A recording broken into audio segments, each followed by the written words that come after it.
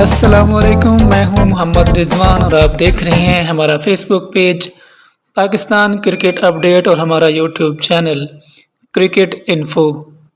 ناظرین، اگر آپ ہمارے پیج پر نئے ہیں تو براہ کرم ہمارے فیس بک پیج کو فالو کریں اور ہمارے یوٹیوب چینل کو سبسکرائب کریں۔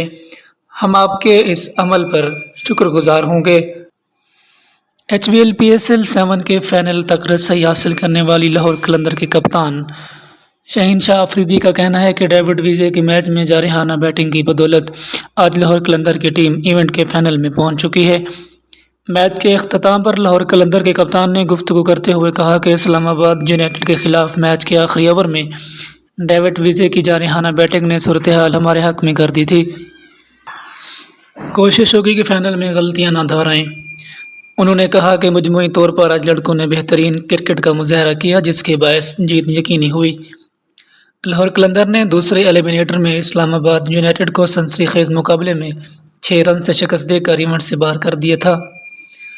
اس موقع پر لاہور قلندر کے مرد میدان اور میچ کے بہترین کھلاڑی ڈیوڈ ویزے نے کہا کہ آج کے میچ میں بارش، شائقین کا جوش و خروش اور سنسنی خیز لمحات سمیت سب کچھ تھا۔